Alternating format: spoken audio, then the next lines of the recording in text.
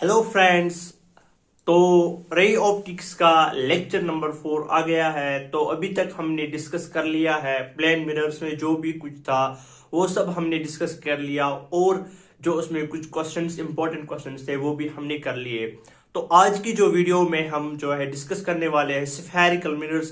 पहले हम थोड़ी सी इंट्रोडक्शन देंगे कि स्फेरिकल मिरर्स क्या होता है, कॉन्वेक्स मिरर क्या होता है, कॉन्केव मिरर्स क्या होते हैं, फोकस क्या होता है, प्रिंसिपल एक्सिस क्या होता है। ये सब जो है टर्म्स पहले हम टर्मिनोलॉजी को है पहले हम आंसर करेंगे।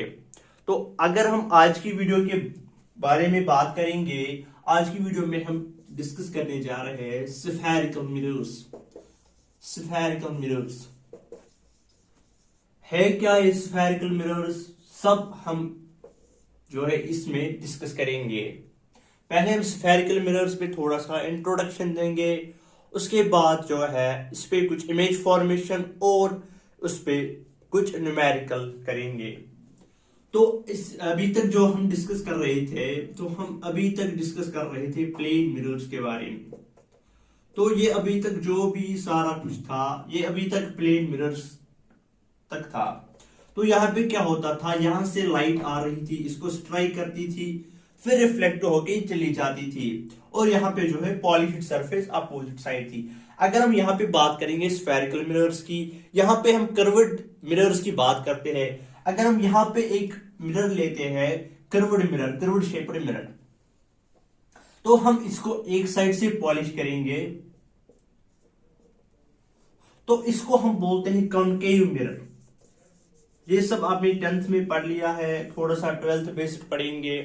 जो भी सेंटर ऑफ कर्वेचर होगा, रेडियस ऑफ कर्वेचर होगा, एपर्चर होगा, रेडियस ऑफ एपर्चर होगा, जो 10th बेसिक था, अब हम 12th बेसिक डेफिनेशन उसमें पढ़ेंगे। 12th स्टैंडर्ड जैसे पढ़ेंगे, उसमें स्टैंडर्ड होनी चाहिए। जब हम 10th में पढ़ते थे तो वहां पे 10th की स्टैंडर्ड थी, 10th की लेवल थी, वही डिफिनेशन पढ़ते थे। लेकिन यहाँ पे हम 12th स्टैंडर्ड पढ़ेंगे। देखो, इसको हम बोलते हैं कनकेव मिरर।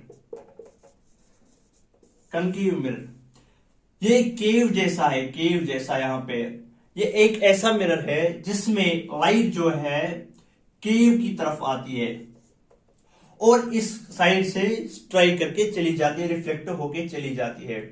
तो इसको हम बोलते हैं कनकेव मिरर। ये एक ऐसा मिरर है जिसको जो केव जिसका केव साइड होगा वहां से लाइट आएगी, केव साइड। तो गुफा जैसी जो यहाँ पे स्ट्रक्चर है, इसी से लाइट आएगी, यहीं से जो है लाइट रिफ्लेक्ट होके चली जाएगी। यहाँ की सरफेस से जो है केव साइड की जो सरफेस है वहां से लाइट रिफ्लेक्ट हो जाएगी। अगर हम एक और मिरर की बात यहाँ पे करेंगे, दैट्स कॉल्ड कॉन्वेक्स मिरर।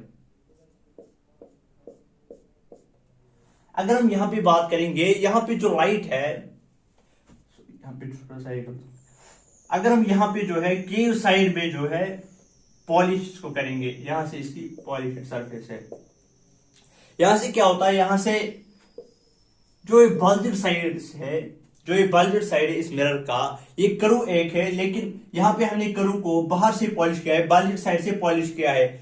लेकिन केव साइड जो है, गुफा जैसी जो है, यहां पे जो है लाइट स्ट्राइक होती है। यहां पे क्या होता है, यहां पे हम अंदर साइड से केव साइड से पॉलिश करते हैं, और जो ये बल्ज्ड साइड से इससे हम लाइट स्ट्राइक करते हैं।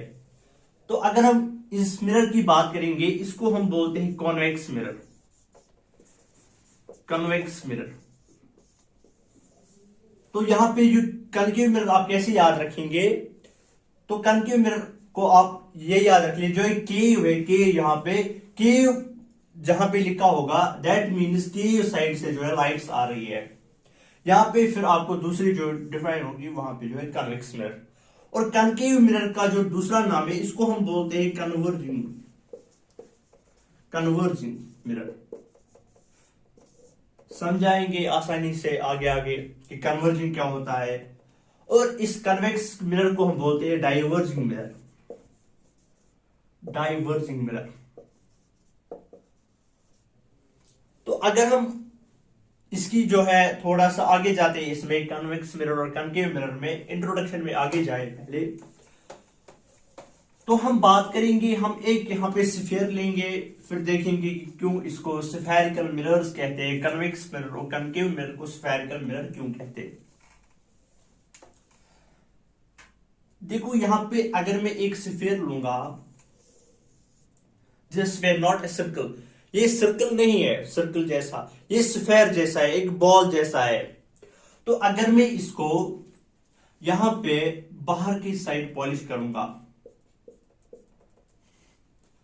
तो यहां पे क्या होगा, अगर मैं इस वाली जो है, अगर मैं यहां से इसको कट करूंगा, ये एक स्फीयर है, ये इसका सेंटर है, ये स्फीयर का सेंटर है, स्फीयर का सेंटर। अगर मैं इसको यहां से काट लूंगा, इसी से अगर मैं इसको अलग करूंगा, यहां पे लूंगा, तो क्या मैं कह सकता हूं यहां पे कि जो ये वाला पार्ट है, ये किसका पार्ट है, ये एक स्फीयर का पार्ट है।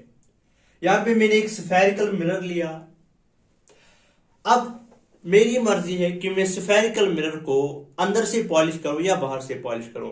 यहां पे मैंने इसको बाहर से पॉलिश किया।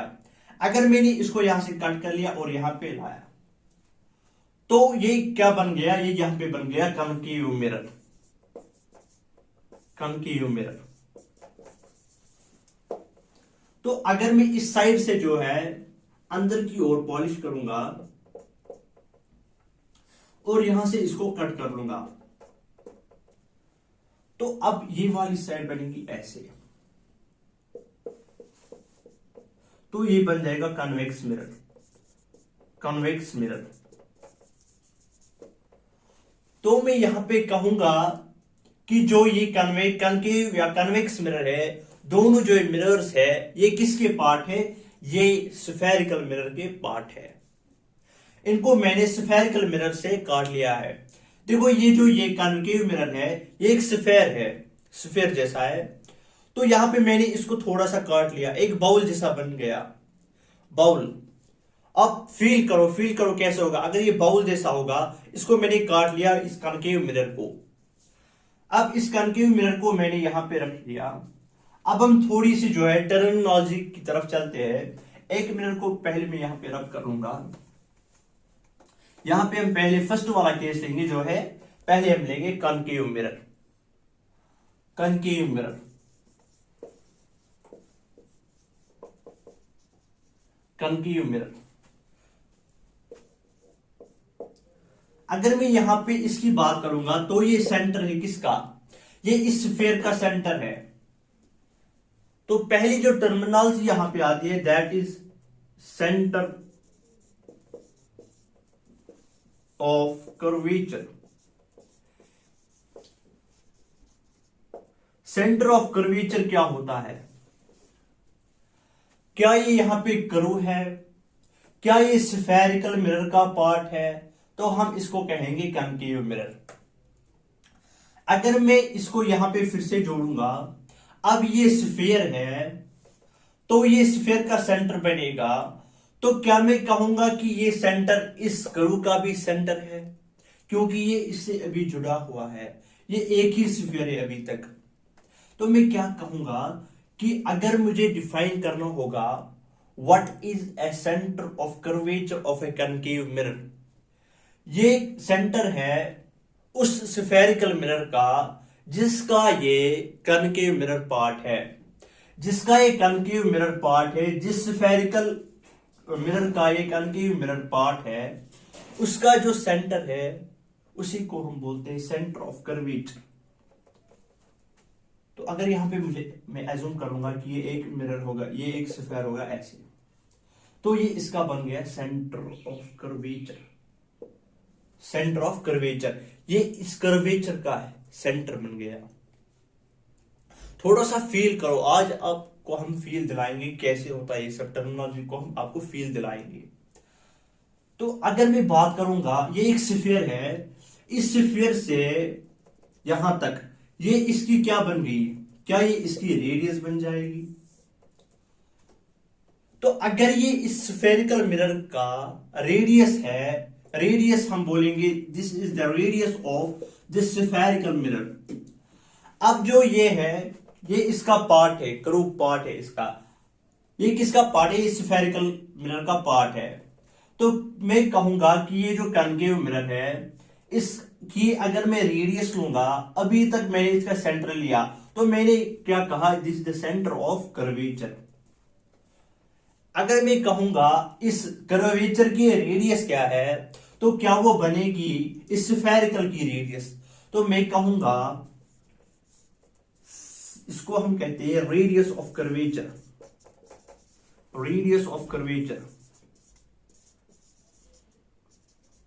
तो अगर मुझे डिफाइन करना होगा what is the radius of curvature of concave mirror और कॉन्वेक्स मिरर, तो मैं क्या कहूंगा कि ये रेडियस है उस मिरर की, उस कॉन्केव मिरर की, ये रेडियस है उस स्फेरिकल मिरर की जिसका ये कॉन्केव मिरर पार्ट है। फिर से सुनिए, ये रेडियस है उस स्फेरिकल मिरर की जिसका ये कॉन्केव मिरर पार्ट है। तो अगर मैं यहां पे, अब पहले आप इतना नोट कर लीजिए, centre of curvature, radius of curvature. आप इसमें थोड़ा सा खुद लिख सकते हो, खुद थोड़ा सा डिफाइन कर सकते हो। अगर आपको नोट्स भी चाहिए तो आप मेरे नंबर पे कांटेक्ट कर सकते हो, वो नीचे डिस्क्रिप्शन में दे दिया हुआ है। तो अगर मैं यहां पे अब एक और टॉपिक की बात करूंगा, हम एक और जो है टर्म की तरफ चलते हैं, दैट इज कॉल्ड द पोल। पोल क्या होता है? पोल, पोल में अगर डिफाइन करूंगा, अभी तक हमने डिफाइन किया centre of curvature, radius of curvature. तो अगर मैं यहां पे पोल की बात करूंगा, जितना मैंने ये मिरर लिया हुआ है, जितना मैंने ये कर्व लिया हुआ है, किसमें से? स्फेरिकल मिरर से मैंने ये कट किया हुआ है। जो अब इसका सेंटर बनेगा, जो अब इस मिरर का, इस कर्व का सेंटर बनेगा, उसको हम बोलते हैं पोल। इसको हम बोलते हैं पोल। पोल को हम डिफाइन करेंगे, it is centre of mirror. Pole क्या हमने डिफाइन किया? It is centre of mirror. इसके बाद एक और टर्मिनोलॉजी है, that is called principal axis. Principal axis.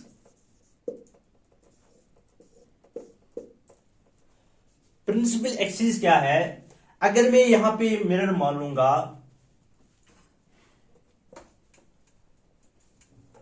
Principal axis, अगर ये मिरर है, ये इसका सेंटर ऑफ कर्वेचर है, ये इसका पोल है। प्रिंसिपल एक्सिस वो एक्सिस होती है जो पास होती है through the centre of curvature and pole of the mirror. वो एक्सिस जो पास हो जाए सेंटर ऑफ कर्वेचर के थ्रू और यहां से पोल के पॉइंट से टच करे और फिर क्रॉस करे। This is called the principal axis.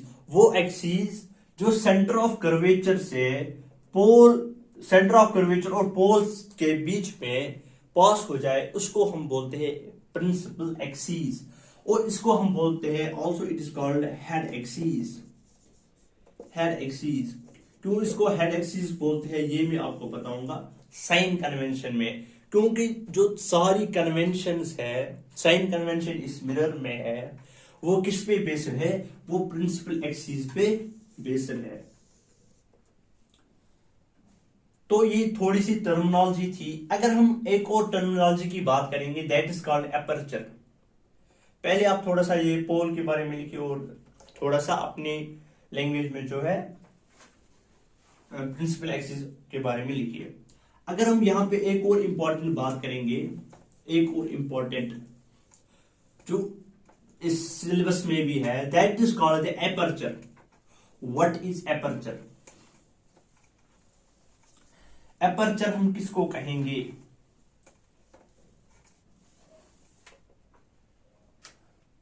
Aperture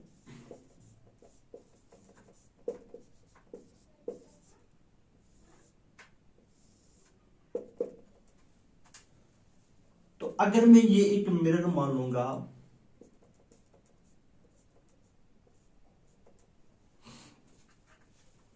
ये इसका सेंटर ऑफ कर्वेचर है,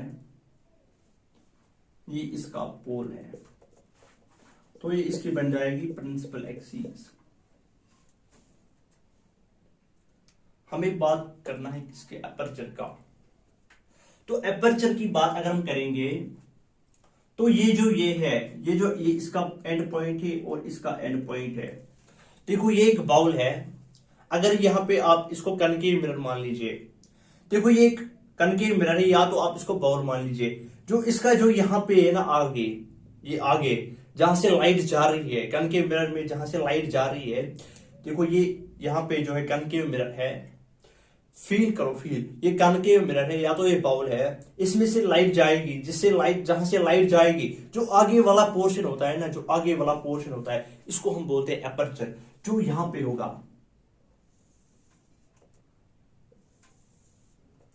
ये वाला पोर्शन, इसको मैं लाइन से शो करूंगा, ये आगे वाला पोर्शन जो होता है ना, इसको हम बोलते हैं एपर्चर। तो जो इसकी रेडियस होगी, इसको हम बोलते हैं radius of aperture, radius of aperture. तो ये फिर आसान होता है कि रेडियस ऑफ एपर्चर क्या होता है। पहला जो इंपॉर्टेंट टॉपिक है समझना होता है, दैट इज कॉल्ड एपर्चर। तो एपर्चर क्या होता है, एक बार मैं फिर से यहाँ पे बता दूं, ये एक मिरर है, जो यहाँ पे इसका आगे वाला पोर्शन है, जहां से लाइट जा रही है कनकेव मिरर में से, उसको हम बोलते हैं एपर्चर। जो इसकी फिर रेडियस होती है, देखो ये मैंने स्फेरिकल मिरर लिया, इसमें से मैंने कनकेव मिरर का जो है पोर्शन कट किया, फिर जो ये आगे वाला जो यहां पे है, तो जो इसकी रेडियस होगी half of diameter, that is called the radius of aperture. तो ये यहाँ पे एक इंपॉर्टेंट टॉपिक था, पहले आप इस डायग्राम को बना लीजिए, क्योंकि ये आपको बहुत, इसमें 12th में जो है ये सिलेबस है, इस एपर्चर, जो ये एपर्चर होगा ये बहुत छोटा होगा। जब हम 10th में पढ़ते थे, 10th में इतने बड़े मिरर्स होते थे, फिर ऐसे होता था, फिर यहाँ पे इमेज होती थी इसकी, फिर यहाँ पे ऑब्जेक्ट होता था, इसकी इमेज बनानी होती थी। लेकिन जो 12th में है, यहाँ पे आपको नैनो मिरर्स लेने हैं, बहुत छोटे छोटे मिरर्स लेने हैं। पैरा एक्शियल वो होने चाहिए, वो मैं आगे बता दूंगा कि पैरा एक्शियल क्या होता है। पहले आप इसको पॉज करके नोट कर लीजिए कि रेडियस ऑफ एपर्चर क्या होता है, पोल क्या होता है, और इस डायग्राम को यहाँ पे बना लीजिए। तो पॉज करके नोट कर लिया, इसको रब कर ले, तो चलिए इसको रब कर लेते हैं। तो अब हम एक और इंपॉर्टेंट टॉपिक की तरफ चलते हैं। स्फेरिकल मिरर्स का टॉपिक मैंने जो है इरेज कर लिया, तो एक और हेडिंग लगा लीजिए, दैट इज कॉल्ड फोकस। तो आज तक जो भी आपने फोकस में पढ़ा था, जो कुछ भी आपको पता है, आप अब जो मैं अभी पढ़ाने जा रहा हूं, फिर उसके साथ कंपेयर कर लीजिए, फिर आप जो है रियलाइज करना कि आपको कितना पता था और अब आप कितने इंफॉर्मेटिव हो गए। तो यहां पे आप जो है फोकस अंडरलाइन कीजिए। जो आप बोलते थे रेडियस ऑफ फोकस जो है, फोकस की जो फोकल लेंथ होती है, that's called radius of curvature divided by 2, half of radius of curvature. वो कब तक सही है और कब तक गलत है, वो हम इस वीडियो में बताएंगे आगे जब जाएंगे। पहले अगर हम फोकस की बात करेंगे, अब हम पहले जाएंगे फोकस में कनकेव मिरर्स की तरफ, कनकेव मिरर्स अलग अलग जो है इसमें पढ़ेंगे। कन्वेक्स मिरर में फोकस अलग पढ़ेंगे, कनकेव मिरर में अलग पढ़ेंगे। कनकेव मिरर, तो अगर मैं यहां पे एक कनकेव मिरर बना लूंगा, बस यहां पे बना लेते हैं, जैसे कनकेव मिरर, केव साइड जहां है, यहाँ पे cave like structure, this concave mirror. तो ये इसका जो है सेंटर ऑफ कर्वेचर, ये इसका पोल है, तो ये इसकी बन जाएगी प्रिंसिपल एक्सिस, ये इसका सेंटर ऑफ कर्वेचर है। तो अगर मैं बात करूंगा कि लाइट रेज जो है वो पैरेलल टू प्रिंसिपल एक्सिस आ रही है, light rays coming parallel to principal axis. यहां पे मैं दो, यहां पे आप नोट कर लेना, यहां पे हमें फोकस को डिफाइन करना है, what is focus. Light rays coming parallel to principal axis, एक और लाइट रे में लूंगा, तो जब ये लाइट रे, तो जो पिछला लेक्चर मैंने जो डिफाइन किया था वहां पे मैंने एक स्फेरिकल का केस जो है आपको दिखाया था। For spherical mirrors how we draw normal. तो अगर आपने वो वीडियो नहीं देखा तो यहाँ पे मैं थोड़ा सा बता दूंगा कि हम स्फेरिकल मिरर्स में जो है नॉर्मल कैसे ड्रॉ करते हैं। अगर ये इंसिडेंट रे होगी तो हम नॉर्मल जो है through the centre of sphere जो है ड्रॉ करते हैं, तो इसकी बन जाएगी रिफ्लेक्टेड रे। ये स्फेरिकल मिरर्स का केस है। तो एज अगर मैं बता दूं कि क्या ये, अगर मैं मान लूं कि क्या ये एक स्फीयर है और ये स्फीयर का सेंटर है, that is centre of curvature, centre of sphere, तो जो ये इसका जो नॉर्मल है इंसिडेंट रे से कहां से पास हो जाएगा, सेंटर ऑफ कर्वेचर से। यहां से इसका जो है नॉर्मल ड्रॉ करते हैं। This is normal of this axis and this is normal of this axis.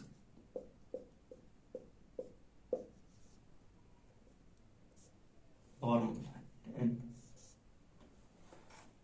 तो अब इसकी जो है रिफ्लेक्टेड रे होगी, अगर ये एंगल थीटा होगा, ये एंगल भी, अगर हम इसको अल्फा लेते हैं, इसको लेते हैं बीटा एंगल, तो जो ये इंसिडेंट रे है और ये इंसिडेंट ये वाली रे है, तो अब ये रिफ्लेक्ट कहां से हो जाएगी, angle of incidence is equal to the angle of reflection, तो ये एंगल अल्फा पे रिफ्लेक्ट हो जाएगी, एंगल अल्फा, तो ये भी एंगल अल्फा बन जाएगा। अब ये वाली रे किस एंगल पे रिफ्लेक्ट हो जाएगी, ये हो जाएगी एंगल बीटा पे, ये रिफ्लेक्ट हो जाएगी। तो जो जब ये दो लाइंस, दो रेज जो है जहां पे मीट करेंगे at a common point, that point is called focus. Focus. तो अगर मैं यहां पे डिफाइन करूंगा कि फोकस क्या होता है, रेज, आप साथ साथ नोट कर लीजिए, coming parallel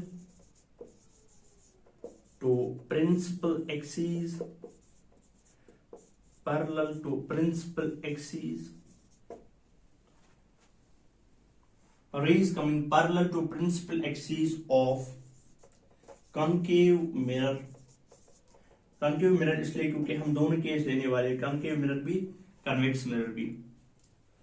after reflection, after reflection अब क्या हो जाएगा, जब रिफ्लेक्शन हो जाएगी, reflected raise, reflected raise meet at a common point called focus. Rays coming parallel to principal axis of concave mirror after reflection, reflected rays meet at a common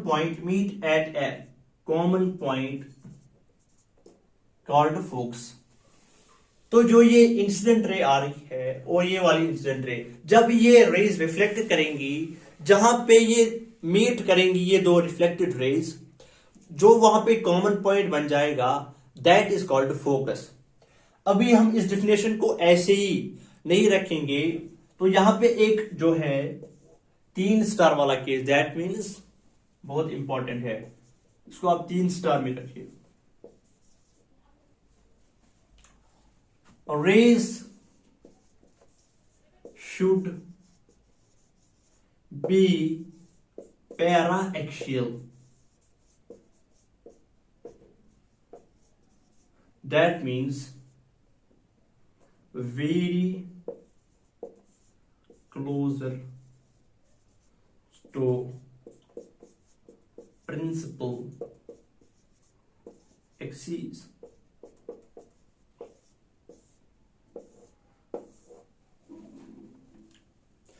तो जो यहां पे इंपॉर्टेंट केस है, अभी तक हम ऐसे ही इसको जो है फोकस नहीं कहेंगे, लेकिन यहां पे एक इंपॉर्टेंट केस है, 3 स्टार में मैंने इसको डाल दिया है। Ray should be paraxial, that means rays should be very closer to principal axis. जब rays very closer principal axis की होंगी, तब जब reflected rays meet at a common point करेगी, at a common point meet करेंगे, तभी हम उसको फोकस कहेंगे। इमेजिन कीजिए अगर ये मतलब बहुत दूर ये दोनों रेज होंगी, फिर ये रिफ्लेक्ट होगी, 10th में आपने पढ़ा होगा, that is not called focus. तो फोकस कब हम डिफाइन करेंगे? जब रेज पैरा एक्सियल होंगे। पैरा एक्सियल मीन्स जब ये रेज पैरेलल होंगे और paraxial, that means they should very closer to principal axis. ये रेज बहुत क्लोजर होनी चाहिए किसको? प्रिंसिपल एक्सिस को। देखो जो वाली बात मैंने पहले कही थी, नैनो जो है नैनो मिरर्स की बात, अगर ये नैनो मिरर होगा तो ये इसका जो है प्रिंसिपल एक्सिस होगा। अगर ये नैनो मिरर होगा, दैट मीन्स जो इसकी इंसिडेंट रेज होगी वो बहुत नजदीक होंगी, वो बहुत नजदीक होंगी। जब रेज नजदीक होंगी तो वो वहीं से जो है पैरा एक्सियल होंगी। तो आप पहले इतना नोट कर लीजिए, पॉज करके इतना नोट कर लीजिए, कनकेव मिरर वाला इसमें केस फोकस में जो भी है इसको नोट कर लीजिए, पॉज करके नोट कर लीजिए। पॉज करके नोट कर लिया तो हम इसको इरेज कर लेते हैं। और यहां पे जो ये फोकस है in case of plane mirrors वो रियल होता है, रियल। इसमें जो है रियल जो है जो रेज है वो रियली जो है मीट करती है। तो अब हम जो है बात करेंगे कन्वेक्स मिरर्स की। फोकस हम डिफाइन करेंगे कन्वेक्स मिरर की, कन्वेक्स मिरर में हम फोकस को डिफाइन करेंगे। तो ये वाला पॉइंट आप याद रख लेना, rays should be paraxial, तभी आप फोकस को डिफाइन कर सकते हैं अच्छे से।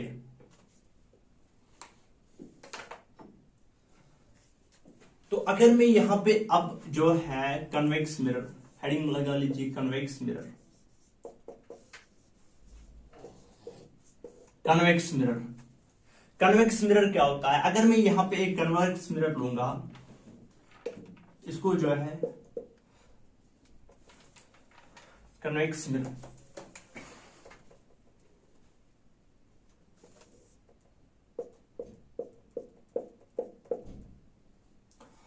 तो थोड़ा सा रियलाइज कीजिए आप, फील जो है कीजिए आप। अगर जो मैंने पहले स्फीयर लिया था ऐसा, यहां पे मैंने जो है अंदर की ओर बाहर की ओर जो है पॉलिश किया था, यहां से मैंने अंदर की ओर पॉलिश किया था। अगर ये सेंटर ऑफ कर्वेचर है, in case of this convex mirror, centre of curvature कहां की ओर होगा? सेंटर ऑफ कर्वेचर यहां की ओर होगा। सेंटर ऑफ कर्वेचर पोल तो सेंटर ऑफ मिरर वो तो यहीं पे होगा। तो अगर मैं यहां पे प्रिंसिपल एक्सिस को ड्रॉ करूंगा, ये बन जाएगी इसकी प्रिंसिपल एक्सिस। तो मैंने फोकस को डिफाइन करने के लिए पहले क्या बोला? Rays coming to parallel, rays parallel होती है किसको? प्रिंसिपल एक्सिस को। Rays coming to parallel to the principal axis, rays coming to parallel to the principal axis.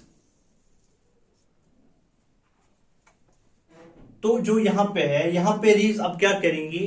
अगर मैं पहले इसको जो है नॉर्मल डालूंगा, नॉर्मल कहां से पास हो जाएगा? नॉर्मल पास हो जाएगा सेंटर ऑफ कर्वेचर से, सेंटर ऑफ स्फीयर से। इन case of spherical mirrors, normal passes through centre. ये इस वाली इंसिडेंट रे का नॉर्मल बन जाएगा। अब जो ये इंसिडेंट रे है, अगर यहां पे एंगल बीटा होगा, यहां पे एंगल अल्फा होगा, तो ये कहां से रिफ्लेक्ट हो जाएगी? At an angle of beta. Angle of incidence is equal to angle of reflection. Feel आ गया? अब अगर ये वाली जो है रिफ्लेक्ट होगी, ये भी at an angle of alpha reflect हो जाएगी। तो अगर मैं यहां पे इसको बैक साइड से इन रेज को मीट कराऊंगा, ये at a common point meet करेंगे on principal axis, this point is called focus in case of convex mirrors. अगर हम यहाँ पे in case of convex mirrors जो है फोकस को डिफाइन करेंगे, फोकस नोट कर लीजिए साथ साथ, light rays coming parallel to principal axis, यहाँ पे अब लिखूंगा मैं p axis, light rays coming parallel to principal axis of convex mirror,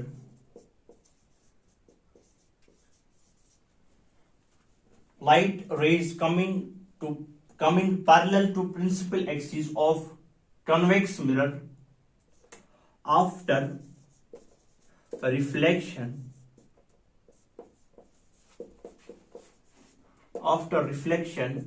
diverge। कौन डाइवर्ज होंगे? रिफ्लेक्टेड रेज डाइवर्ज होंगे। Diverge the divergent rays. अब हमने डाइवर्जेंट रेज, जो डाइवर्जेंट रेज है, इनको हमने क्या किया? The divergent raise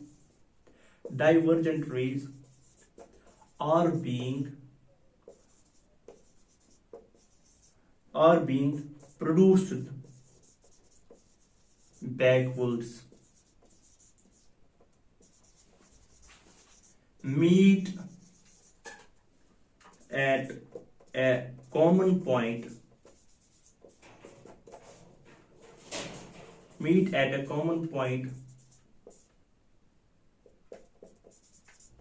called focus। ये in case of convex mirror में था। यह हमने डिफाइन किया फोकस को, light rays coming to parallel, this is principal axis, light rays coming to parallel principal axis after reflection. जब रिफ्लेक्शन हो जाएगी, अब क्या हो जाएगा? रिफ्लेक्टेड रे डाइवर्ज होंगी। द डाइवर्जेंट रेज, अब हमने किया इन डाइवर्जेंट रेज को बैक साइड से जो है प्रोड्यूस किया, तो यहां पे ये मीट हो गई ऑन दैट। किस पे मीट हो गई? यहां पे आप लिखेंगे are being produced meet at a common point on principal axis called focus. तो फिर ये यहां पे मिल गई ऑन द प्रिंसिपल एक्सिस। यहां पे जो फोकस है, in case of convex mirrors focus is imaginary, real focus नहीं है। फील कीजिए, कन्वेक्स मिरर को फील कीजिए, फोकस कैसे बनता है। तो पहले आप जो है इतना नोट कर लीजिए। अब हम चलते हैं फोकल लेंथ की तरफ। फोकल लेंथ में जो भी आपने पढ़ा था, focal length is equal to radius of curvature divide by 2 half of radius of curvature. वो आप डिफिनेशन देंगे कि कब तक वो ठीक है। पहले आप जो है इतना नोट कर लीजिए, पॉज करके नोट कर लीजिए। पॉज करके नोट कर लिया, मिटा दी इसको। तो अब हम चलते हैं एक और टॉपिक की तरफ, एक और टॉपिक। तो इसमें हमने क्या देख लिया? कन्वेक्स मिरर में हमने देख लिया कि इसमें जो फोकस होता है that is imaginary, and concave mirror में जो फोकस होता है दैट इज रियल। तो एक और टॉपिक अंडरलाइन कीजिए, नोट कर लीजिए, हेडलाइन लगा लीजिए, फोकल लेंथ। देखो, अगर आपने अभी तक खाली 10th की फोकल लेंथ पढ़ी है तो ये आपके लिए बहुत इंपॉर्टेंट है, क्योंकि आज आप इसमें देखोगे कि ये जो आपने पढ़ी थी focal length is equal to radius of curvature divide by 2, ये रॉन्ग है। मैं ये नहीं कहूंगा कि ये बिल्कुल रॉन्ग है, लेकिन इसकी मैं कंडीशन दूंगा कि ये कहां पे ठीक है। अब जहां पे ये नहीं लगेगी ये फॉर्मूला, वहां पे आप क्या करोगे? देखो, नीट में 10th वाली फोकल लेंथ से आंसर नहीं, क्वेश्चन नहीं देंगे कि फोकल लेंथ ये दी हुई है, रेडियस ऑफ कर्वेचर ये है, अगर रेडियस ऑफ कर्वेचर ये है फोकल लेंथ निकालो, फोकल लेंथ दी हुई है रेडियस ऑफ कर्वेचर निकालो। ऐसा थोड़ी वहां पे क्वेश्चन देंगे। वहां पे क्वेश्चन ऐसा देंगे कि कंडीशंस ऐसी होंगी जहां पे ये अप्लाई नहीं होता होगा। ये मैं नहीं कहूंगा कि ये बिल्कुल रॉन्ग है, लेकिन कुछ केसेस में ये रॉन्ग है। वहां पे आप क्या करोगे जहां पे फॉर्मूला अप्लाई नहीं होगी। तो मैं आपको दिखाऊंगा कि ये फॉर्मूला कहां पे अप्लाई होगी, कहां पे अप्लाई नहीं होगी।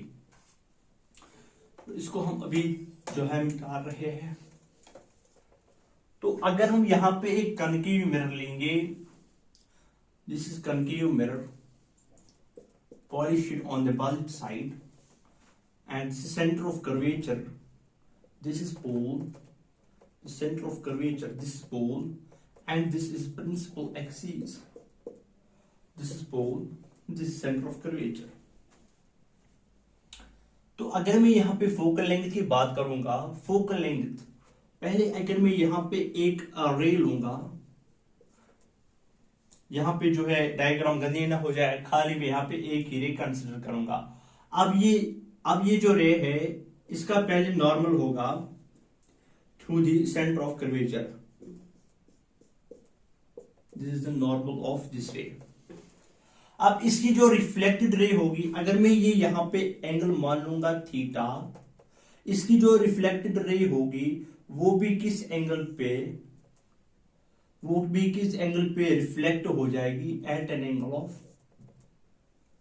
थीटा, और वो कहां पे इसको टच करेगी, प्रिंसिपल एक्सिस को, at this point is called focus, and the distance between pole of the mirror and focus of principal axis, that is called the focal length, that distance is called focal length।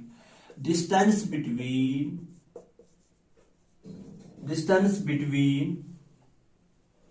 focus and pole of the mirror। तो अगर हम यहां पे अब ये वाली distance बन जाएगी focal length, distance from pole of the mirror to the focus, or the distance from focus to the pole of the mirror, this distance is focal length। अब इस डिस्टेंस को हम कैलकुलेट करेंगे कि ये किसके बराबर होगी, और जो फॉर्मूला आपने पढ़ी थी, focal length is equal to radius of curvature divided by 2, उसको आप अभी रहने दीजिए, मैं आपको दिखाऊंगा कि वो एक बेसिकली एक स्पेशल केस है, वो वाला एक स्पेशल केस है, वो किसी कंडीशन पे अप्लाई होता है। तो हम डायरेक्ट फॉर्मूला, जनरल फॉर्मूला इसका निकालते हैं, फिर हम कंडीशन देखते हैं। तो अगर मैं यहां पे जो है, क्या ये आपको Z दिख रहा है, यहां से this incident ray, normal of the ray and the principal axis, this is looking like a Z, that means क्या ये एंगल इसके बराबर होगा, क्या ये एंगल थीटा होगा, this angle will be equal to theta. अब हम इस डिस्टेंस को नाम रखेंगे x, from the centre of curvature to the focus. तो जो ये टोटल यहां पे है, ये है रेडियस ऑफ कर्वेचर, ये टोटल क्या है, radius of curvature, the distance between centre of curvature to the pole of the mirror, that distance is called radius of curvature. अगर हम ये वाला ट्रायंगल लेंगे, क्या ये यहां पे आपको आइसोसेलेस ट्रायंगल दिख रहा है? आइसोसेलेस ट्रायंगल में खास बात क्या होती है, अगर ये आइसोसेलेस ट्रायंगल होगा, this angle will equal to this angle, this theta will equal to this theta. अगर हम यहां पे एक परपेंडिकुलर डालेंगे तो ये साइड इस साइड के बराबर होता है। जिस साइड पे हम परपेंडिकुलर डालते हैं, जिस लाइन पे हम परपेंडिकुलर डालते हैं, वो परपेंडिकुलर साथ साथ उस लाइन को इक्वल हाफ में डिवाइड करती है, ये परपेंडिकुलर बाइसेक्टर बन जाता है। तो अगर मैं यहां पे इसको जो है परपेंडिकुलर डालूंगा, तो this side is will become equal to this side. अगर आप यहां पे गौर से देखोगे, अगर मैं यहां पे ये वाला लूंगा ए, पॉइंट ए, जहां पे इंसिडेंट रे इसको टच कर रही है, और जहां पे मैंने परपेंडिकुलर डाला उस पॉइंट को नाम रखूंगा मैं बी। अगर मैं इस ट्रायंगल को देखूंगा, अगर मैं पहले इस नॉर्मल को देखूंगा, from centre of curvature to the point A, क्या ये आपको रेडियस दिख रही है, रेडियस ऑफ कर्वेचर? देखो, अगर ये एक मिरर है, स्फेरिकल मिरर, ये इसकी जो है सेंटर, ये सेंटर ऑफ कर्वेचर है, ये यहां से यहां तक रेडियस है। अब ये वाला देखो, ये वाला नॉर्मल, क्या ये नॉर्मल ऐसे जा रहा है, तो क्या ये रेडियस बन जाएगी? बिल्कुल ये रेडियस बन जाएगी। तो ये वाली जो लाइन है ये क्या बन जाएगी, ये ऐसे रेडियस बन जाएगी। अब अगर इस पे मैंने परपेंडिकुलर डाला तो ये बन जाएगी r/2, ये बन जाएगी r/2। तो अगर मैं यहाँ पे कंडीशन की बात करूंगा, हमें चाहिए क्या, हम क्या निकाल रहे हैं, टॉपिक हमारा क्या है, हमारा मकसद क्या है इस टॉपिक में। हमारा मकसद ये है कि हमें फोकल लेंथ निकालनी है। फोकल लेंथ किसके बराबर होगी, हमें इतनी डिस्टेंस चाहिए। टोटल डिस्टेंस क्या है, एक आर रेडियस ऑफ कर्वेचर। अगर हमें ये डिस्टेंस निकालनी है, क्या फोकल लेंथ बराबर आ जाएगी r minus x. Focal length, this is focal length, ये किसके बराबर होगी, total radius of curvature minus this distance. तो हमें ये वाली डिस्टेंस मिल जाएगी। अब अगर हम ट्रायंगल किस में जाएंगे, triangle BCF, in right triangle BCF, in right triangle BCF। यहां पे आप क्या देखोगे, ये एक ऐसा जो है, यहां पे हम इसको बना लेते हैं, ये यहां पे परपेंडिकुलर है, ये वाला साइड r/2 है, ये वाला साइड x है, इस पॉइंट का नाम है C, इसका नाम है B और इसका नाम है F। जरा आप इस ट्रायंगल को यहां पे देख लीजिए, B this point, C this point, F this point. तो ये वाली डिस्टेंस कितनी है, 20 FC यहां पे देख लीजिए, यहां पे भी FC देख लीजिए, क्या ये x के बराबर है। फिर BC देखिए, BC हमने निकाला, ये टोटल था R। चूंकि आइसोसेलेस ट्रायंगल है, आइसोसेलेस ट्रायंगल में दोनों एंगल्स बराबर है, फिर हमने परपेंडिकुलर बाइसेक्टर डाला, वो इस साइड को इक्वल हाफ में डिवाइड करता है। चूंकि ये डिस्टेंस रेडियस ऑफ कर्वेचर के बराबर है, तो ये वाली बन जाएगी r/2 और ये वाली बन जाएगी r/2। तो क्या ये वाली डिस्टेंस, ऊपर वाली डिस्टेंस बन जाएगी r/2, ये वाली बन जाएगी r/2। अगर हम यहां पे cos ऑफ थीटा निकालेंगे, cos ऑफ थीटा, ये वाला थीटा एंगल है, cos ऑफ थीटा किसके बराबर होता है, बेस बाय हाइपोटेन्यूज। तो यहां पे बेस कौन सी है, बेस यहां पे बन जाएगी, चूंकि ये वाला थीटा एंगल है, ये इसकी बेस बन जाएगी और ये इसका परपेंडिकुलर बन जाएगा। जो साइड थीटा के अपोजिट होता है वो होता है परपेंडिकुलर, ये बन जाएगा परपेंडिकुलर। क्योंकि ये बड़ी वाली डिस्टेंस है, ये बन जाएगी हाइपोटेन्यूज। बेस कौन सी बन जाएगी, r/2, दैट मीन। और चूंकि नीचे हाइपोटेन्यूज है, हाइपोटेन्यूज किसके बराबर है, x के बराबर। ये r/2 जो है, r/2 बेस है और नीचे x है, किसका, इसका।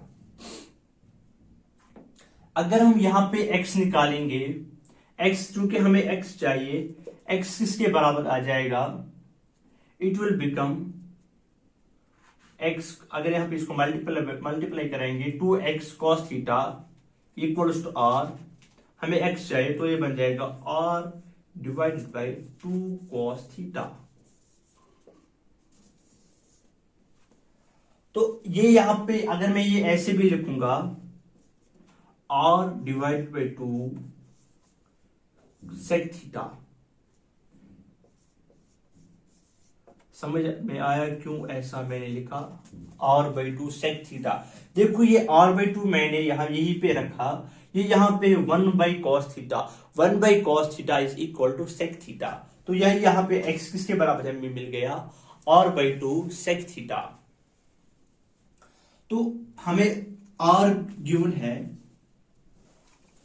तो हमें अगर हमें अब फोकल लेंथ निकालनी होगी, फोकल लेंथ किसके बराबर है, r माइनस एक्स। चूंकि हमें x का वैल्यू मिल गया, अगर हम यहां पे इसमें वैल्यू सब्स्टिट्यूट करेंगे r माइनस, तो ये x किसके बराबर है, x is equal to r/2 cos theta, r/2 cos of theta।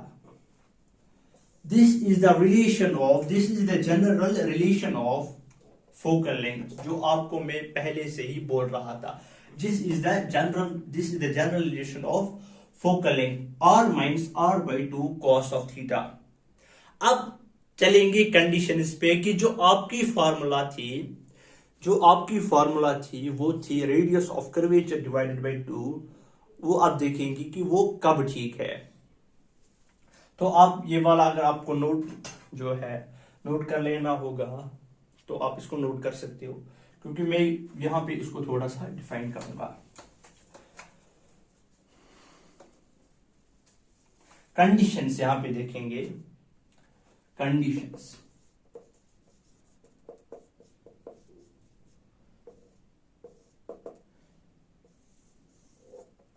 if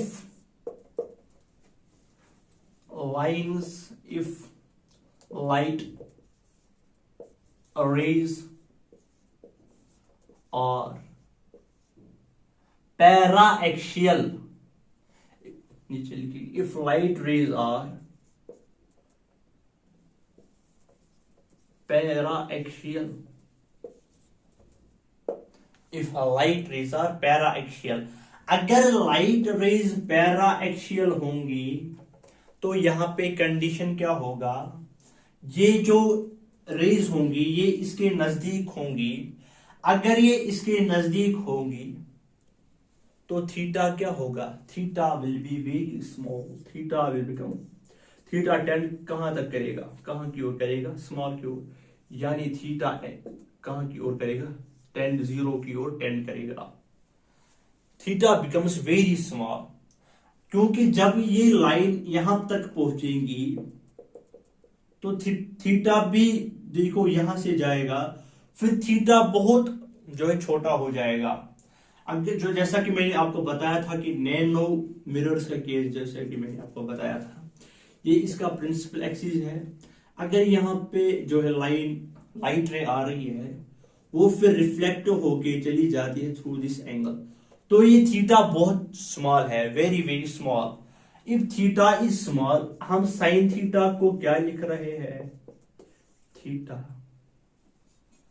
और कॉस थीटा को हम क्या लिख रहे हैं, साइन थीटा को हम लिख रहे हैं अप्रोक्सीमेटली।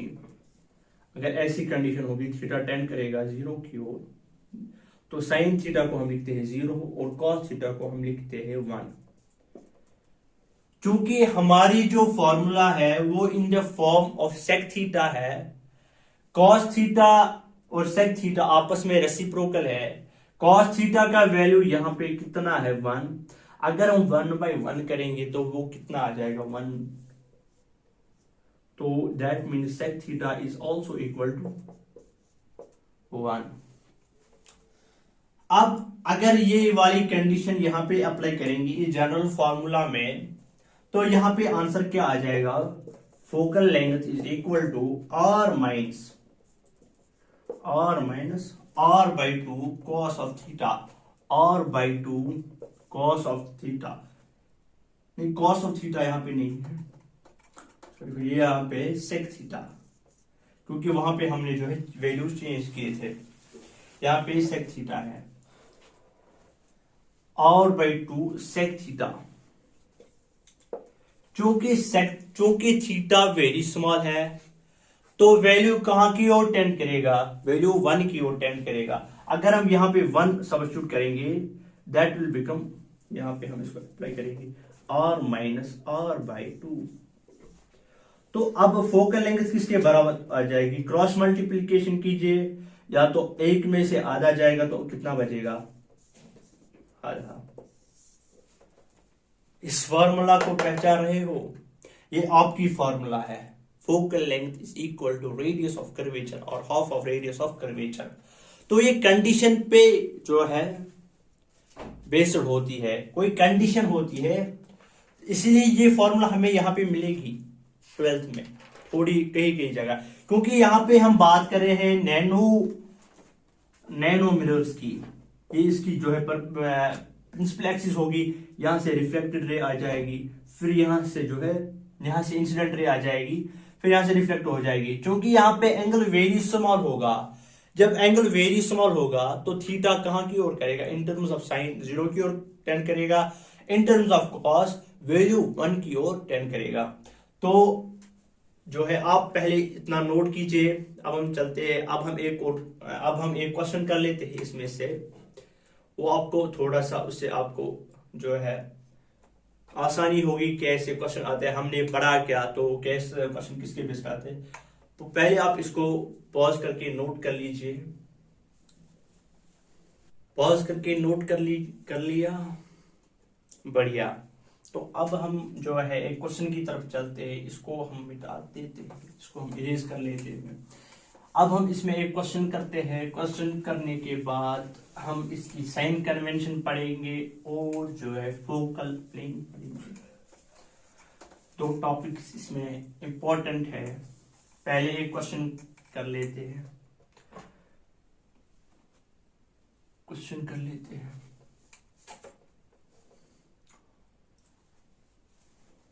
Find y।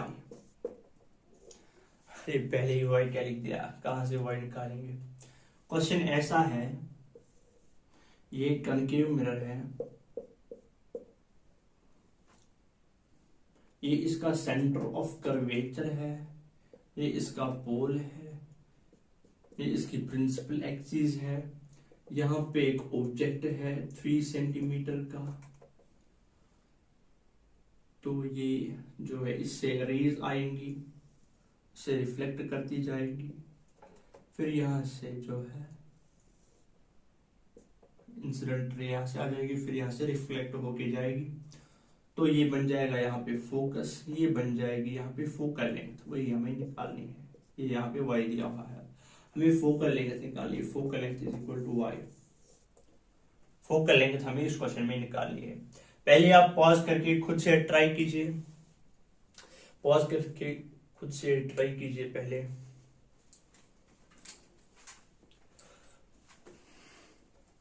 पॉज करके ट्राई कीजिए,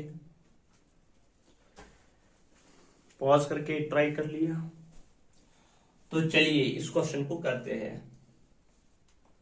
देखो हम क्या करेंगे, जो एक इंसिडेंट रे इससे जा रही है, पहले हम इसको अपना नॉर्मल डालते हैं, नॉर्मल।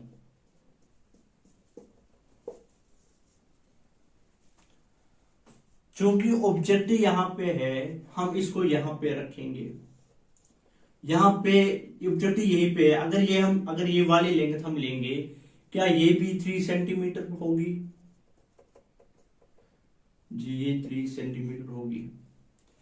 हमने वहां पे अभी बात की थी, जहां पे पैराक्सियल कंडीशन होगी, तभी वो वाली आपकी फॉर्मूला यूज होती है, r/2 फोकल लेंथ r/2।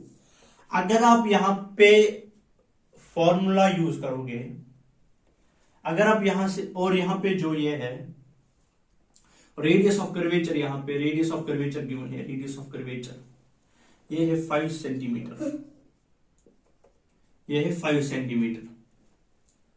अगर हम यहां पे बात कर लेंगे, अगर आपकी फॉर्मूला से निकालेंगे focal length is equal to radius of curvature divided by 2, तो ये यहां पे आता है डायरेक्ट 5/2, यहां पे फोकल लेंथ आ जाती है। यहाँ पे आपको y का आंसर मिल जाता। आप कहते हैं कि ये 3 सेंटीमीटर भटकाने के लिए दिया होगा, लेकिन बिल्कुल नहीं।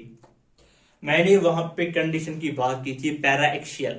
पैराएक्सियल में क्या होता है, ये जो ये रे होती है, ऑब्जेक्ट की रे होती है, ये इसके क्लोज होती है। किसके क्लोज? प्रिंसिपल एक्सिस के बहुत क्लोज होती है।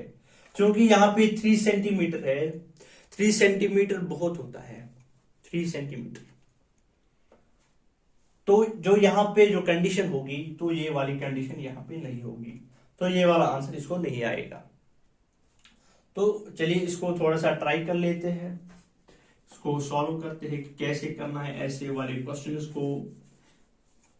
ऐसा जो है ऐसे क्वेश्चंस आते हैं, वो ये ऑप्शन भी देंगे 5/2। आप सोचोगे कि 3 सेंटीमीटर ऑब्जेक्ट की डिस्टेंस जो है, ऑब्जेक्ट की जो लेंथ है 3 सेंटीमीटर भटकाने के लिए दी होगी। यहाँ तो सीधा है, रेडियस ऑफ कर्वेचर दिया हुआ है, फोकल लेंथ होता है radius of curvature divided by 2 as per the 10th is concerned. लेकिन अगर हम 12th की बात करेंगे, जो हमने अभी किया था जनरल फॉर्मूला से, अगर हम यहाँ पे निकालेंगे, अगर ये 5 सेंटीमीटर है, क्या आपके हिसाब से ये भी 5 सेंटीमीटर होगा? जी ये भी 5 सेंटीमीटर होगा, क्योंकि अगर ये रेडियस क्योंकि ये रेडियस यहाँ पे रेडियस ऑफ कर्वेचर हमने नॉर्मल से लेके इस पॉइंट तक जो है ये भी इसकी रेडियस बन जाती है, तो यहां से चलती है, ये भी इसकी रेडियस बन जाती है। तो अगर हम अगर ये एंगल बना लेता है यहाँ पे थीटा, यहाँ पे भी एंगल थीटा होगा। अगर हम यहाँ पे बात करेंगे, अगर हम यहाँ पे cos थीटा लेंगे, cos थीटा के लिए हमें क्या क्या चाहिए? हमें cos थीटा के लिए चाहिए बेस डिवाइडेड बाय हाइपोटेन्यूज। अगर हम यहाँ पे बेस की बात करेंगे, बेस इसकी ये वाली बन जाएगी, देखो ये थीटा है, थीटा के अपोजिट जो साइड होगा वो परपेंडिकुलर होगा, दैट मींस ये वाली बेस होगी हाइपोटेन्यूज दे के हुई है। अगर हम इस ट्रायंगल में जाएंगे सी, अगर हम इसका नाम यहाँ पे ए रखेंगे, यहाँ पे बी रखेंगे, अगर हम इन ट्रायंगल सी ए बी में जाएंगे, in triangle C A B, hypotenuse का square is equal to base square plus perpendicular का स्क्वायर। यहां पे अगर हम देखेंगे, आपने अगर ट्रायंगल के क्वेश्चंस किए होंगे ऐसे, राइट एंगल ट्रायंगल्स के क्वेश्चंस अगर आपने किए होंगे, जब हाइपोटेन्यूज 5 सेंटीमीटर होती है और बेस या परपेंडिकुलर 3 सेंटीमीटर होता है, या 3 दिया हुआ है, किसी भी यूनिट में दिया हुआ है, तो वहां पे जो एक साइड होता है या तो परपेंडिकुलर या तो बेस, वो किसके बराबर आता है? वो बराबर आता है 4 यूनिट्स के बराबर। फिर जो भी जिसमें भी होगा वो सेंटीमीटर मीटर में होगा, जिसमें भी होगा यूनिट्स में होगा। तो ये हमें कितना मिल जाएगा यहाँ पे? 4 सेंटीमीटर। अगर हम यहाँ पे cos थीटा की बात कर लेंगे, cos थीटा किसके बराबर आ जाएगा? यहाँ पे base divided by hypotenuse, that is 4 divided by 5। क्योंकि हमें फॉर्मूला में sec थीटा की जरूरत होती है, क्योंकि यहाँ पे रेसिप्रोकल होगा, ये बन जाएगा 5/4। अब हम फॉर्मूला की तरफ चलते हैं। हमारी फॉर्मूला क्या है? फॉर्मूला है focal length is equal to r minus r/2 sec theta. Value substitute करेंगे, रेडियस ऑफ कर्वेचर हमें दिया हुआ है 5 given minus 5/2 multiply by sec theta का वैल्यू कितना है? 5/4। यहां पे इसको सॉल्व कर लेते हैं। 5 माइनस 5 है, that is 25 divide by 2 into 4 that is 8। 8 point हो गया 40, 8 हो गया 40 माइनस 25 डिवाइड बाय 8। यहाँ पे हमें कितना मिल जाएगा? 40 में से 25 गए, बचे 15 डिवाइड बाय 8।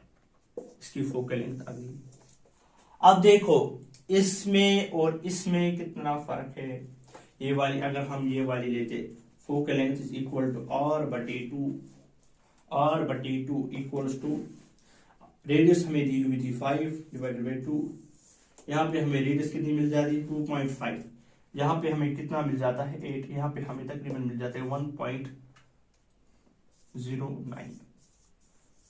इतना फर्क होता है। यही होता है लेवल। जो आप 12th में पढ़ रहे हो ना, यही होती है एंट्रेंस की लेवल। वो 10th वाले बेस्ड क्वेश्चन, कई बच्चे बोल रहे हैं कि हमने 10th में पढ़ लिया है, रेलाइट पढ़ ली है, फोकल लेंथ निकालनी आती है। अगर यहाँ पे ऐसी ही फोकल लेंथ निकालनी आती है तो आपका वैल्यू क्या आ जाता? 5/2। डायरेक्ट आप सोच रहे थे कि ये तो भटकाने के लिए दिया हुआ है 3 मीटर, लेकिन जिसकी लेवल होती है वो जनरल फॉर्मूला से ये निकालता है। तो अगर आप देखोगे यहाँ पे किसी भी क्वेश्चन में, अगर आज के बाद आप देखोगे जहां पे भी ऑब्जेक्ट की हाइट कम होगी वहां पे आप वो वाली फॉर्मूला यूज करेंगे। आप पहले इस क्वेश्चन को नोट कर लीजिए, हम इंपॉर्टेंट टॉपिक की तरफ चलेंगे। पॉज करके नोट कर लीजिए, इसको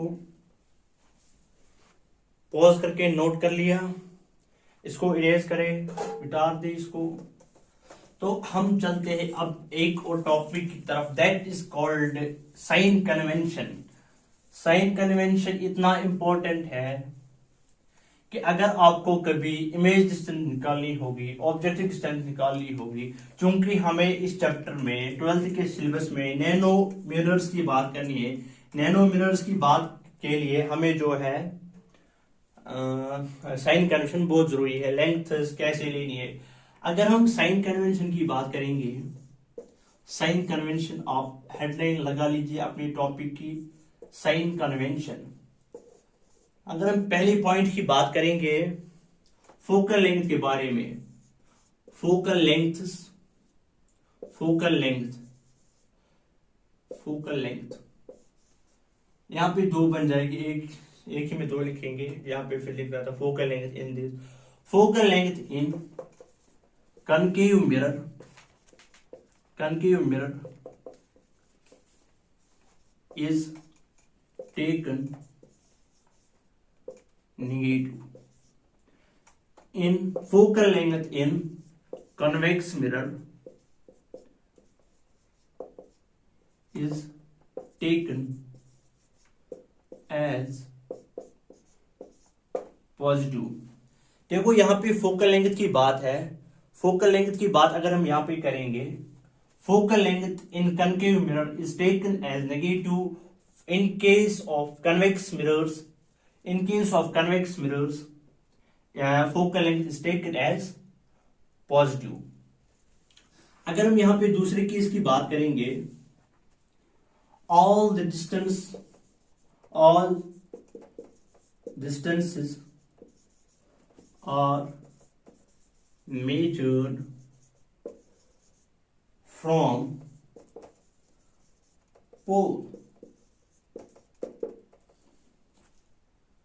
अगर हम यहाँ पे पोल, अगर जो हमें तमाम डिस्टेंस है वो हमें कहां से मेजर करनी है, पोल से। अगर ये पोल है, ये कनकेव मिरर यहाँ पे मैंने लिया, फोकल लेंथ यहाँ की ओर है, दैट मीन्स यहां से निगेटिव आता है, that is why focal length in case of concave mirrors is taken as negative. अगर हम दूसरे केस की बात करेंगे,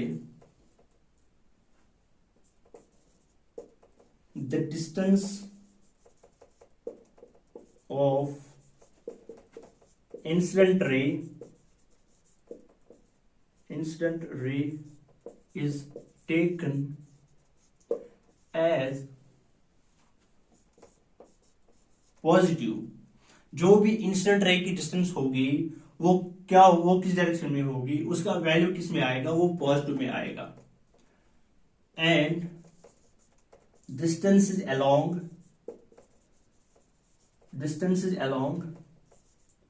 or distances in the direction of and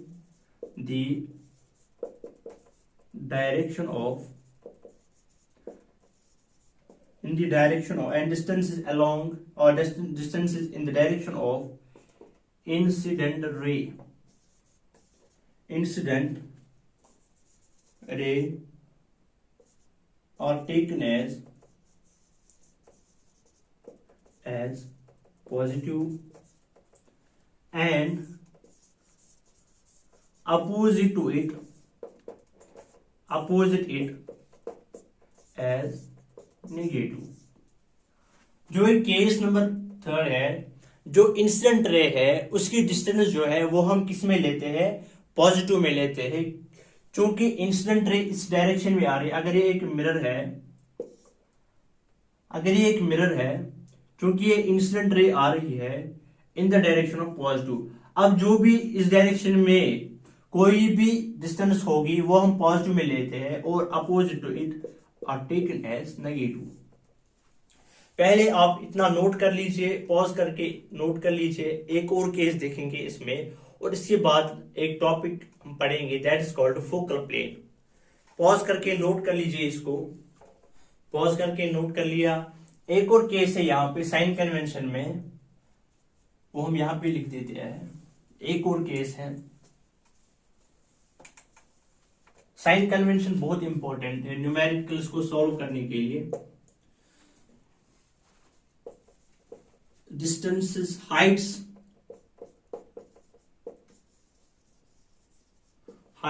above principal axis taken as positive. Those of below principal axis taken as negative. देखो यहां पे इस पॉइंट नंबर 4 क्या कह रहा है, अगर ये कोई मिरर है, यहां पे जो है ये इसकी प्रिंसिपल एक्सिस है, above the principal axis all the heights are measured as positive, those of below are taken as negative.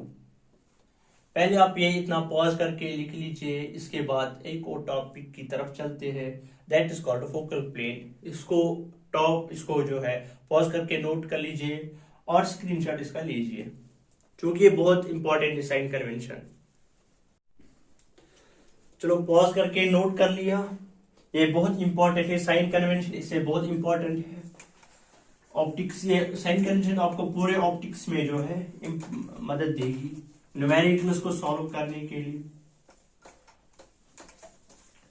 क्योंकि जो एंट्रेंस में वहां पे निगेटिव पॉजिटिव से 4 मार्क्स का फर्क हो सकता है. यहां पे एक और टॉपिक की बात करते हैं, that is called focal plane. What is focal plane?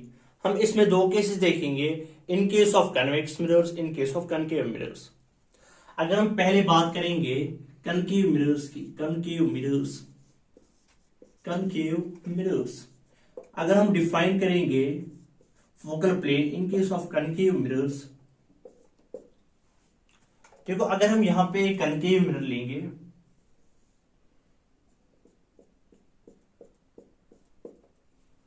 ये इसका पोल है, ये सेंटर ऑफ कर्वेचर है, दिस इज प्रिंसिपल एक्सिस. यहां पे क्या होता है, जब हम पहले केस कर लेते थे वहां पे जो भी लाइट रेज आती थी वो पैरेलल टू प्रिंसिपल एक्सिस आ रही थी, लेकिन यहां पे क्या है, यहां पे जो लाइट रेज है वो पैरेलल टू ईच अदर आएंगी, जो भी लाइट रेज आएंगी वो पैरेलल टू ईच अदर आएंगी. अभी अगर ये प्रिंसिपल एक्सिस थे, अभी light ray parallel to principal axis आ रही थी. अब अगर ये प्रिंसिपल एक्सिस है, अब ये 2 लाइट रेज है, अब ये पैरेलल आएंगी, पैरेलल लाइट रेज आपस में पैरेलल होंगी, ना कि लाइट रे और प्रिंसिपल एक्सिस आपस में पैरेलल होंगी. Light rays are parallel to each other.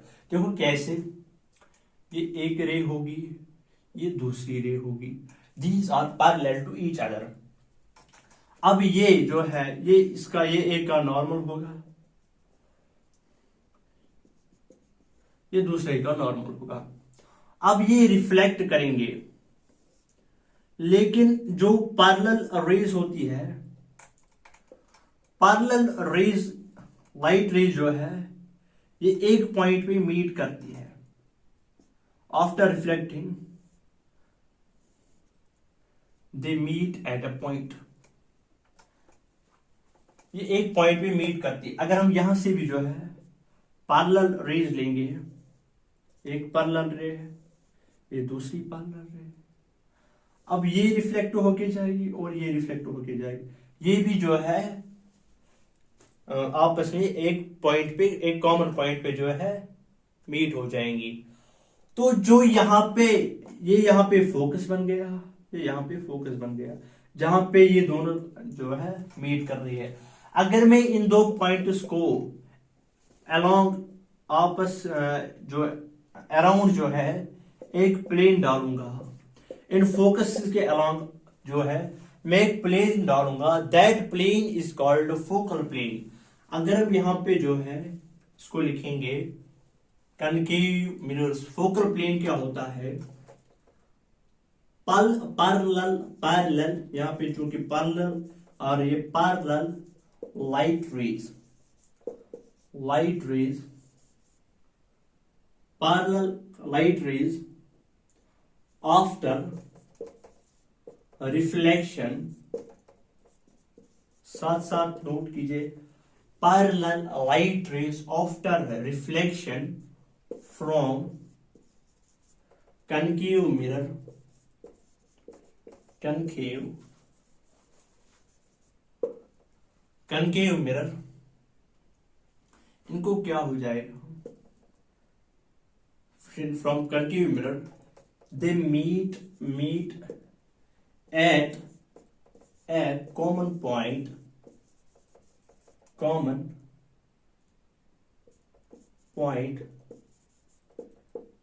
they meet at a common point. These points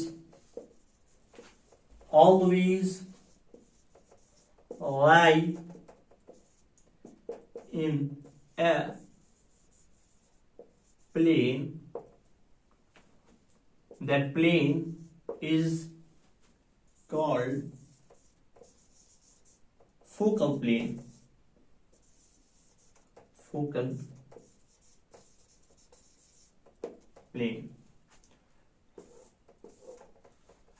अगर हम फोकल प्लेन की बात करेंगे, फोकल प्लेन क्या होता है, जब लाइट रेज पैरेलल आएंगी, लाइट रेज आपस में पैरेलल होगी, आफ्टर रिफ्लेक्शन दीज जो रिफ्लेक्टेड रेज होगी इन पैरेलल लाइट रेज की, ये एक पॉइंट पे मीट करती है.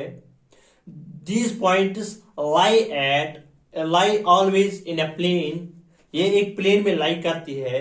These points always lie in a plane, that plane is called focal plane. आप पहले ये कनकेव मिरर वाला केस जो है अंडर नोट कर लीजिए, पॉज करके इसको नोट कर लीजिए. इसके बाद हम कनकेव कन्वेक्स मिरर का केस करेंगे. पॉज करके नोट कर लीजिए. पॉज करके नोट कर लिया तो चलिए एक और केस की तरफ चलते हैं. कन्वेक्स मिरर में देखेंगे क्या होता है इसका. फोकल प्लेन को in case of convex mirror define करेंगे. In case of convex mirrors, case number second, convex mirrors. Case number second,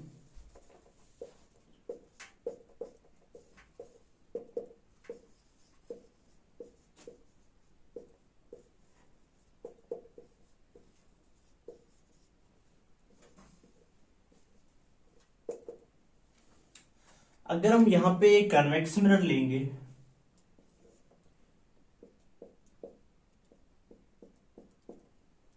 ये इसका फोकल पोल होगा, ये इसका सेंटर ऑफ कर्वेचर होगा, ये इसकी जो है प्रिंसिपल एक्सिस होगी. तो यहां पे क्या होगा, यहां पे भी light rays parallel to each other आएंगी. Light rays parallel to each other, light rays parallel to each other. These rays will get reflected to back.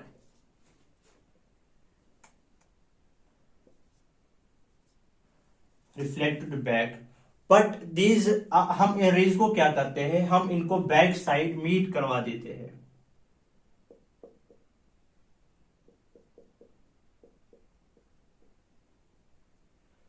ये यहां पे मीट करें, नाम लेते हैं F1 हम इसको नाम देंगे. अब यहां से भी पैरेलल रेज दो आएंगी, ये भी रिफ्लेक्ट होके चली जाएगी. हम इसको बैक साइड जो है मीट का, इसको हम नाम देंगे F2. क्या ये दो फोकस है, तो अगर हम इन दो फोकस के अराउंड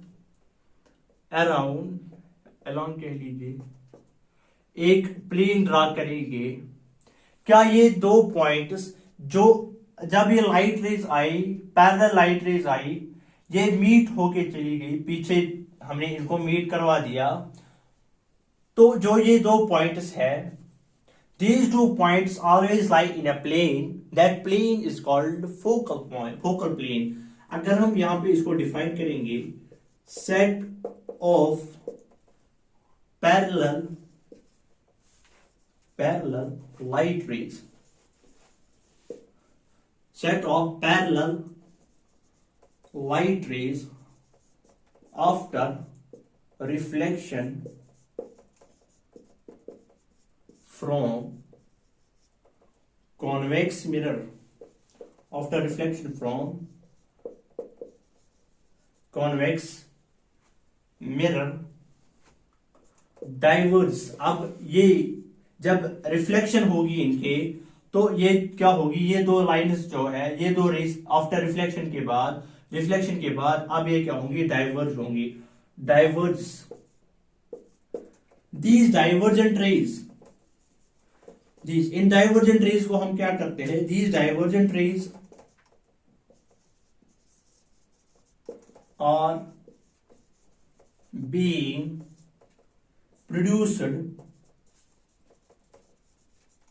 प्रोड्यूस्ड बैकवर्ड्स, इनको हम backwards, these divergent rays are being produced backwards, इनको हम बैकवर्ड जो है प्रोड्यूस करते हैं। meet at a common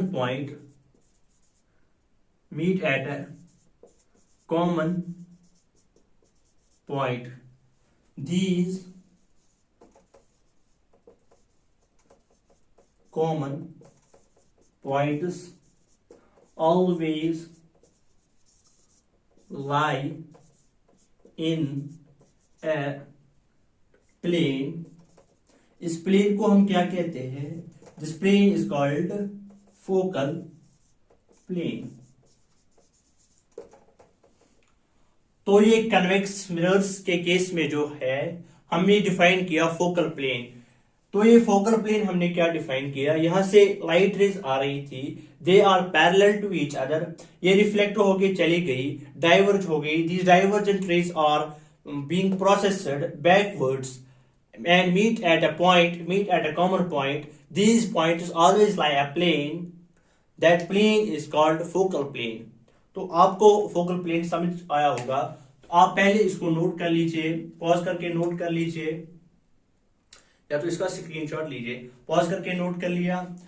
तो आज की वीडियो हम जो है यही पे एंड करते हैं। तो जो हम दूसरी वीडियो लेके आएंगे इसके बाद जो लेक्चर नंबर 5 होगा रे ऑप्टिक्स का, दैट इज इमेज फॉर्मेशन होगी। इसके बाद इमेज फॉर्म कैसे होती है। तब तक के लिए ऑल द वेरी बेस्ट।